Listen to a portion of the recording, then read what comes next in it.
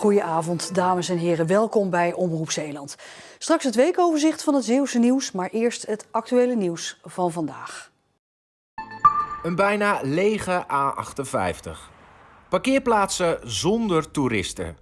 Op een zonnige zaterdag zou Zeeland volstromen, maar vandaag leegte. De waarschuwingen om niet naar onze provincie te komen is overgekomen.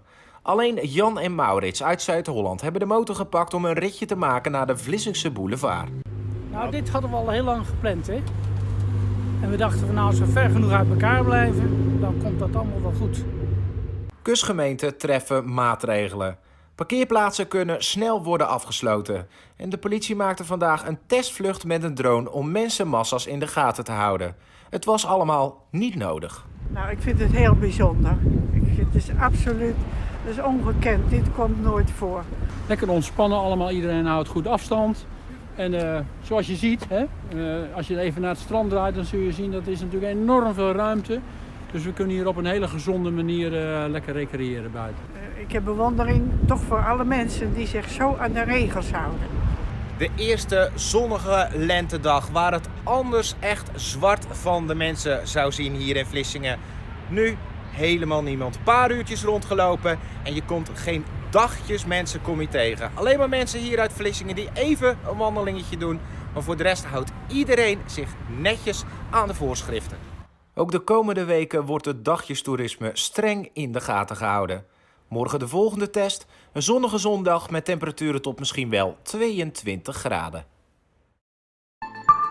In deze tijd een huisartsenpraktijk overnemen lijkt misschien een gek idee. Maar huisarts Janneke Kuilen doet het toch.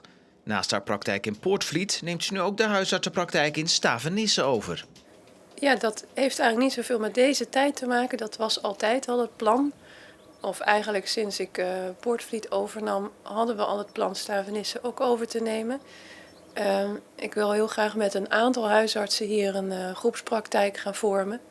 Waarbij we een hoofdlocatie in Sint Maartensdijk willen hebben. En dan 2 nevenlocaties in Poortvliet en Stavenisse. En op deze manier kan er nog een extra collega bij komen waar ik graag mee zou samenwerken. De coronacrisis heeft ervoor gezorgd dat de overname sneller ging dan gepland. Maar toch heeft het virus ook veel invloed op haar werk. Zo is de gemeente Tholen tot nu toe een van de zwaarst getroffen gemeenten in Zeeland.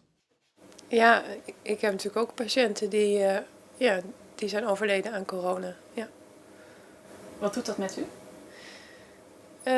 Het was wel even... het is wel heftig om zo te zien dat een aantal, met name kwetsbare mensen, overlijden door het virus. Naast huisarts is Kuilen ook nog moeder van 4 kinderen.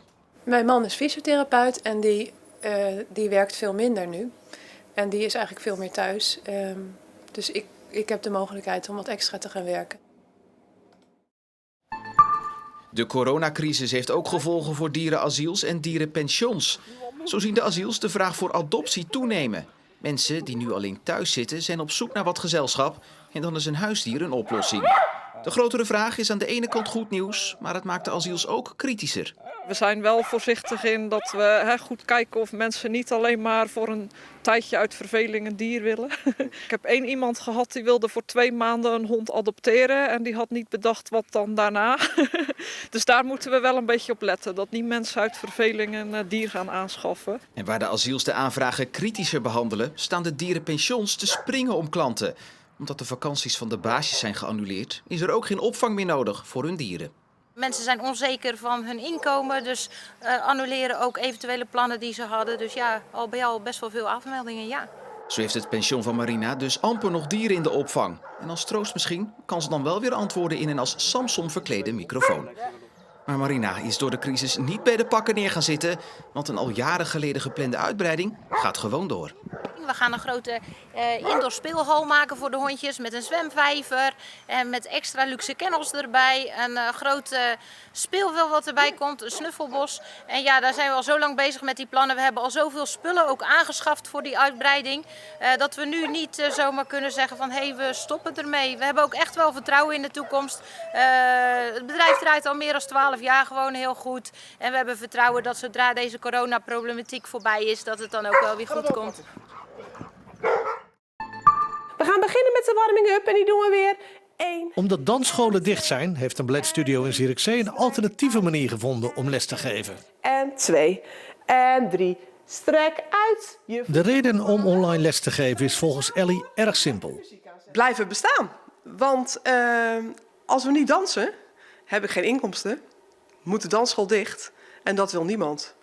Het is voor Ellie wel even wennen om op deze manier les te geven. Ik ga hier van tevoren naar de dansschool toe.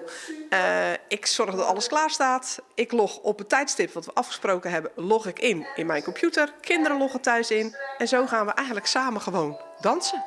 Waarom kun je niet naar de dansschool om te dansen? Omdat er natuurlijk coronavirus is, dus doen we het thuis. Hoe vind je dat? Een beetje gek. En waarom vind je het gek? Omdat we normaal met onze vriendinnetjes gewoon kunnen praten. Dit was het voor deze keer. Zometeen hebben we nog jazzdance. En anders zie ik jullie volgende week. Doei doei. Miss you. De zonsopkomst gaf vanochtend al meteen aan dat het vandaag wel eens een erg zonnige dag kon worden. En dat bleek ook daadwerkelijk het geval te zijn. We hadden vandaag lange tijd strak blauw weer, bijvoorbeeld op deze foto boven de viskotters.